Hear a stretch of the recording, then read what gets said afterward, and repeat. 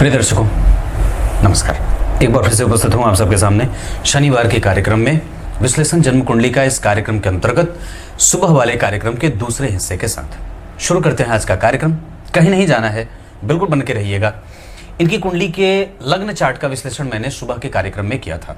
उसी कार्यक्रम के दूसरे हिस्से में नवांश और दशमांश को लेकर के उपस्थित हूं, पर उससे पहले बताऊंगा मनुस्मृति की बात।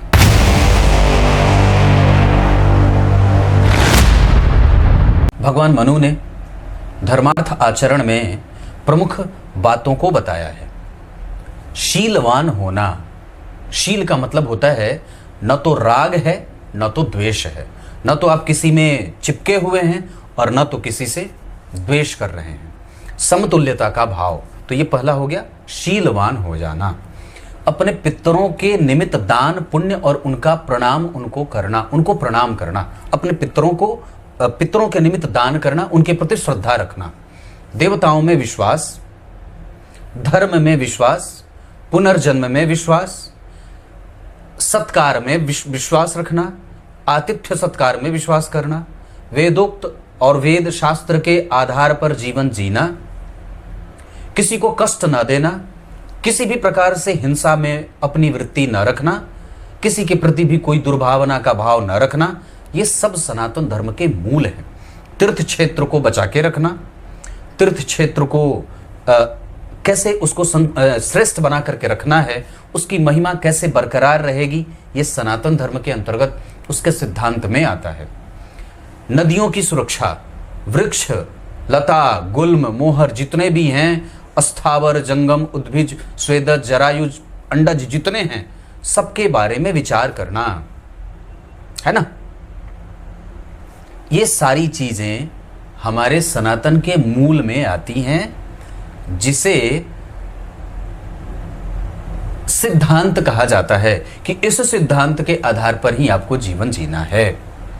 कल मुझे किसने बात कही, कुंडली देख रहा था तो, कि मैंने कहा कि इस व्यक्ति की कुंडली में विवाह विलंब का होने का खतरा है, गुरु और सूर्य दोनों नीच के हैं, द्वितीयेश खराब हो रहे हैं, तो कहिएगा कि विवाह जल्दी से कर लेगा। तो कब पंडित जी ये विवाह में विश्वास ही नहीं करता है। मैंने कहा अजब बात है, विवाह में विश्वास नहीं करता मतलब क्या है। बोलता है नहीं मुझे विवाह नहीं करना है, घूमना है फिरना है, नौकरी करनी है, आदि आदि चीज़ें करनी है, पर विवाह नहीं करना है। मुझे ज्योतिष में विश्वास नहीं, मंदिरों में विश्वास नहीं है, मंदिर दर्शन करने नहीं जाऊँगा, ये वो आदि आदि चीज़ें। मैंने कहा कि तो फिर कुंडली क्यों दिखा रहे हो, क्योंकि ज्योतिष में तो जो विश्वास करता है उसी को उसके फल प्राप्त होते हैं, अन्यथा नहीं। तो उन्होंने कहा पंडित जी ऐसा नहीं है, ये अमरनाथ खूब गया है, केदारनाथ घूम आया है, बद्रीनाथ गया है। मैंने कहा अरे बेवकूफ़, जब ये अमरनाथ केदारनाथ गया है तो ये कहो कि ये तीर्थ क्षेत्र के दृष्टिकोण से नहीं गया है, ये एडवेंचर करने के दृष्टिकोण से गया है, ये घूमने गया है, तीर्थ क्षेत्र में प्रणिपात करने नहीं गया है। आप गंगा जी में स्नान कर रहे हैं, पर स्नान कर रहे हैं या फिर मटर गश्ती कर रहे हैं, दोनों चीज़ें हैं। तो लोग तीर्थ करने नहीं जाते आजकल, वहाँ पे जाकर के सेल्फी खिंचवाते हैं, फोटो पोस्ट करते हैं, मित्रों के साथ मस्ती करने जाते हैं, वहाँ पिकनिक मनाने जाते हैं, स्पॉट करते हैं, वहाँ पे जाकर के चाय की केतली गर्म करते हैं। इनको मतलब कौन क्या कहे, पर ये सब इसके कारण ही तो हमारा सनातन कमज़ोर है। हम सनातनी हैं, इसका अर्थ है कि हम बंधे हुए हैं सीमाओं से। और आप जितने ही लिबरल होते जाएंगे, उतनी ही आप में कम्युनलिज्म भरती जाएगी और उतने ही ज़्यादा आप सेक्युलर होते जाएंगे। और जैसे जैसे आप सेक्युलर होते जाएंगे उतने ही ज़्यादा आप आधुनिक होते जाएंगे और उतने ही ज़्यादा आप अपनी स्वतंत्रता से उतने ही ज़्यादा आप स्वतंत्र होते जाएंगे। और वेदों से, शास्त्रों से जो ये जितने सत्य सिद्धांत, जितने नियम हैं जो हमारे शास्त्रों में बताए गए हैं, जो हमारे पुराणों में बताए गए हैं, उससे आप अपने आप को छूटते जाएंगे मजबूत। उधर वो जो मजबूती है जो आपको पकड़ के रखी थी, तो आपके जो पूर्वजों के जो सिद्धांत, जो बातें हैं, वो आपसे आपको कमज़ोर कर देंगी। फिर आप कहीं के ना रहेंगे, क्योंकि आप पूर्णतया विदेशी हैं नहीं और पूर्णतया भारतीय भी नहीं रहेंगे। ये भी कमज़ोर हो जाएगा, उधर भी कमज़ोर हो जाएंगे। तो तीर्थ क्षेत्र में जाने के नियम, गंगा के स्नान के नियम, सुबह उठ करके जीवनचर्या का नियम, दाम्पत्य के नियम, विवाह के नियम, संतान के नियम, मित्रों के नियम, माता पिता के नियम, गुरुजनों के साथ व्यवहार, ये सारी चीज़ें हमारे यहाँ, कौन सा ऐसा प्रश्न है जो सनातन के उत्तर में नहीं है और जिसका उत्तर सनातन धर्म ने नहीं दिया है। हर एक सिद्धांत आपको यहाँ मिल जाएगा, बस उठाने की देर है। पर हाँ, वो चीज उठाने की देर है और उसको पढ़ने की आवश्यकता है जो मूल है, नए नहीं। नए तो कुछ भी लिख देते हैं, नए तो कुछ भी लिख देते हैं, अपना कुछ भी मढ़ देते हैं, तर्क मढ़ देते हैं।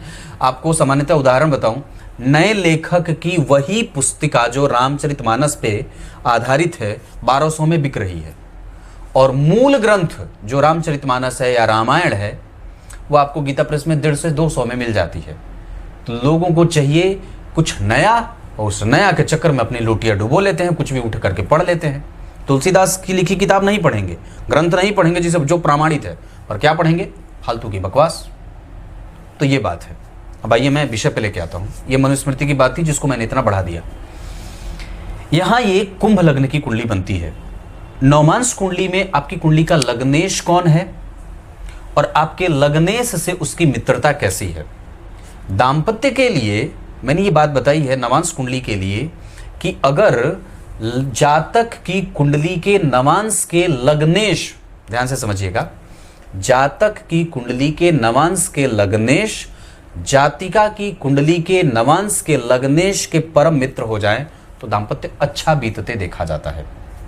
यहां अगर लग्न के अधिपति से यहां के लग्न के अधिपति मैत्री में हो जाएं तो भी दाम्पत्य ठीक बीतता है, या फिर इसे एक अच्छा नवांश कहेंगे क्योंकि इस कुंडली का पंचमेश नवांश का अधिपति है। सामान्यतया लग्न पंचम और नवम के अधिपति लग्नेश के मित्र ही होते हैं, और यह संपूर्ण सभी लग्नों पे लागू होता है।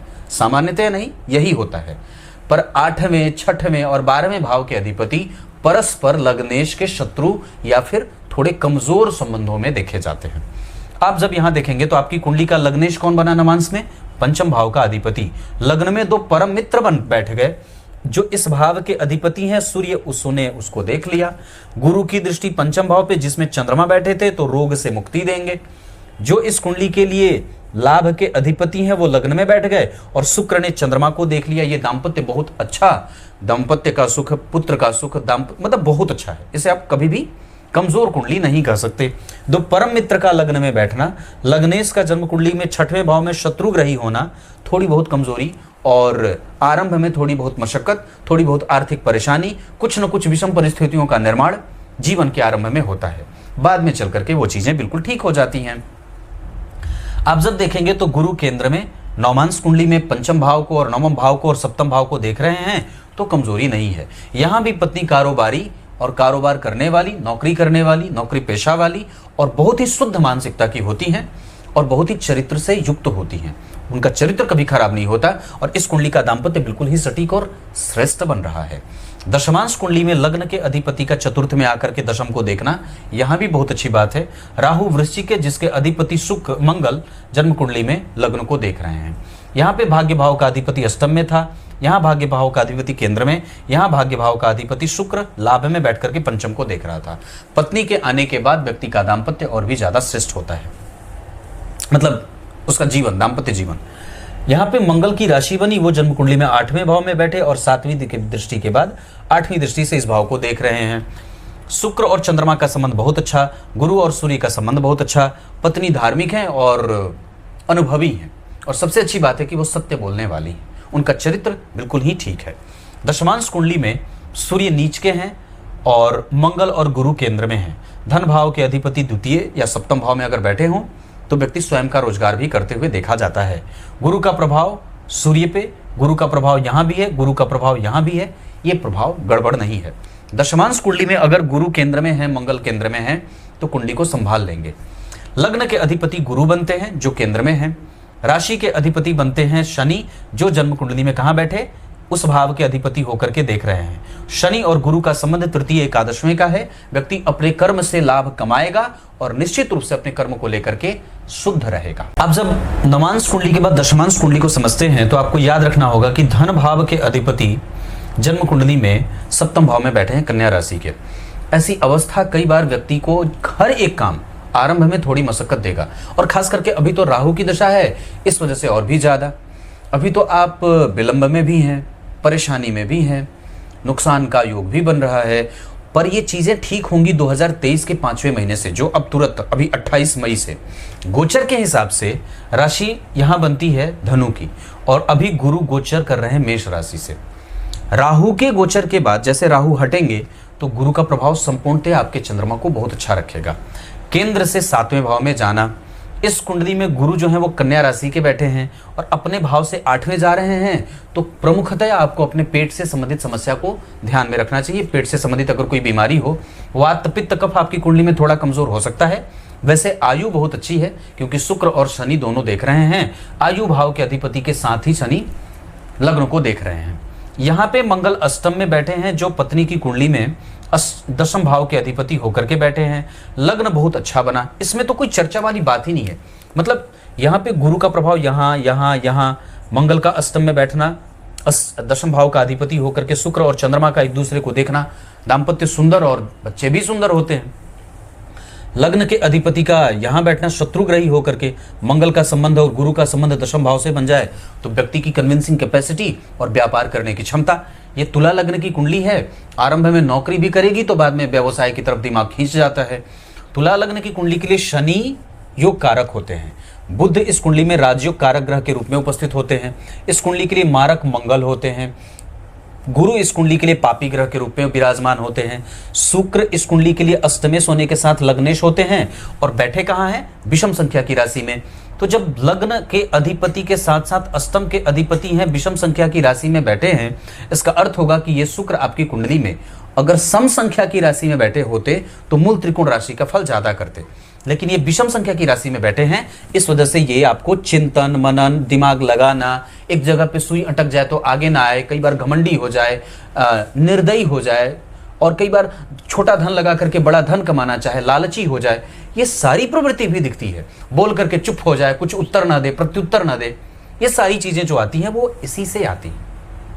गुरु राहु और केतु के संपर्क में, मंगल क्रूर ग्रह है, पापक ग्रह है, द्वितीय भाव में बैठा है, पापक ग्रह की राशि में अपनी राशि में बैठा है तो धन तो देगा। मेहनत से खूब रगड़ करके मेहनत करने के बाद व्यक्ति को धन मिल जाता है। तो ये सारी चीजें यहाँ पे दिख रही हैं।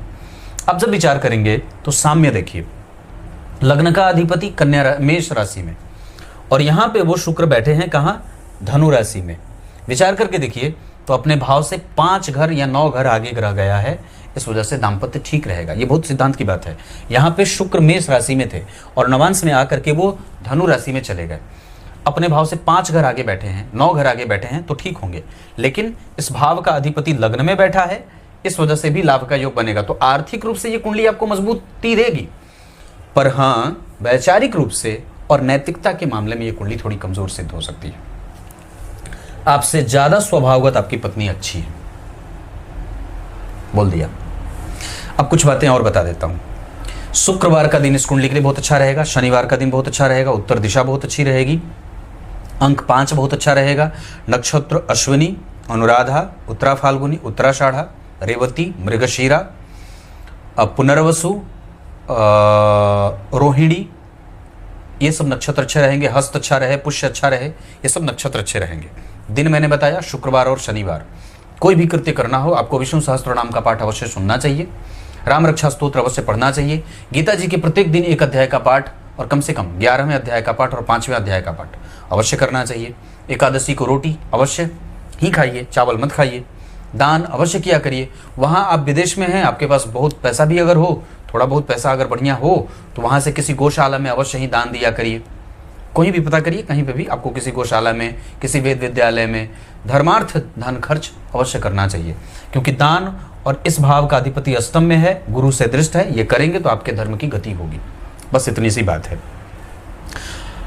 आगे की दशाओं के बारे में चर्चा कर देता हूं। गुरु की दशा आएगी, अपने लोग शत्रु बनेंगे, धन हानि होती है, रोग व्याधियां बढ़ती हैं और कई बार धन का खर्च होता है। इस वजह से जितना ज्यादा हो सके अपने आप को और भी ज्यादा मिमिकेबल बनाना है, शत्रुता नहीं पालनी है, किसी को कठोर नहीं बोलना है। जितना ज्यादा हो सके धर्म को धारण करके ही जीवन को चलाने के बारे में विचार करिएगा। आपका भोजन शुद्ध हो, आप गंदे और मसालेदार चीजों से बचिए। जितना ज्यादा हो सके व्यापारिक बनिए। व्यापारिक बनने का मतलब है ना तो अपना नुकसान ना तो सामने वाले का नुकसान, दोनों का भाव बढ़िया वाला चलता रहे। क्लियर है? आपकी कुंडली में नुकसानदायक जो दशाएं होंगी वो जब कभी भी इस कुंडली में, ध्यान से समझिएगा, बहुत गहरी बात है, गुरु की दशा में राहु आएंगे तब। राहु की दशा अभी कष्टकारी होती है पर वो मृत्युदायक नहीं है। राहु के गुरु की दशा में जब राहु आएंगे तब, गुरु की दशा में जब शुक्र आएंगे तब, गुरु की दशा में जब बुध आएंगे तब, गुरु की दशा में जब गुरु का अंतर आएगा तब, मतलब आरंभ में गुरु की दशा में मंगल और मंगल की दशा में शनि, उसके बाद बुध की दशा में मंगल, मंगल की दशा में बुध, या गुरु की दशा में बुध, गुरु की दशा में मंगल, और गुरु की उनमें मंगल और बुध का अंतर प्रत्यंतर, मतलब मंगल और बुध। उसके बाद चंद्रमा की दशा में पिता के साथ अपने संबंध बिल्कुल खराब मत रखिएगा। आपकी कुंडली में वैसा योग है कि आप पिता के साथ संबंध खराब कर सकते हैं, और आप व्यापारिक ज्यादा हैं और कई बार कठोर बोल जाते हैं, इस वजह से पिता के साथ आपको संबंधों में गड़बड़ी नहीं करनी चाहिए। मैंने बात बताई थी, दशम स्थान के अधिपति तीसरे में बैठे हैं, तो ये चंद्रमा आपके भाग्य के लिए तो बहुत अच्छा है, पर पिता के साथ संबंधों को गड़बड़ी दे देते हैं, ये कभी भी मत करिएगा। पंचम भाव का अधिपति नीच का है, संतान के साथ कभी भी मतभेद और उनके साथ कभी भी खराब व्यवहार मत करिएगा, और उनको शास्त्रोक्त पढ़ाने की कोशिश करिएगा, उनको ग्रंथ पढ़ाने की कोशिश करिएगा, उनको संस्कार अच्छे देने की कोशिश करिएगा, क्योंकि ये शनि है तो कई बार वो इतने प्रैक्टिकल हो जाएंगे कि हमको पापा भी नहीं कहेंगे। ये बात है। कुछ इसी तरीके से आज के कार्यक्रम का समापन करते हैं। नुकसान वाली स्थिति, हाँ कुछ और भी बातें। आपको अगर कोई भी अच्छा काम करना होगा तो आपको अपनी कुंडली में सिर्फ ये देखना है कि दशा कौन सी चल रही है, जिसमें अभी राहु चल रही है, कम से कम राहु चलेंगे 2033 तक, उसके बाद फिर गुरु आ जाएंगे। तो इसमें आप कभी भी कुछ अच्छा करना होगा तो आप शनि को देख सकते हैं अंतर प्रत्यंतर में, शुक्रवार का दिन, शनिवार का दिन, सोमवार का दिन, गुरुवार का दिन, ये बहुत अच्छा रहेगा। और कोई भी कृत्य करना हो, कोई बड़ा इन्वेस्टमेंट वगैरह भी करना हो तो आप कर सकते हैं, जैसे जमीन की खरीदारी, कोई बिल्डिंग वगैरह खरीदना हो, कुछ भी अगर बड़ा काम करना हो तो बुध और शनि अंतर प्रत्यंतर सूक्ष्मांतर में भी आएंगे, उस दिन आप वो काम कर सकते हैं। नक्षत्रों में मैंने जो बात बताई है उस नक्षत्र में आप कोई भी काम कर सकते हैं। क्लियर है? तब तक के लिए बहुत बहुत नमस्कार।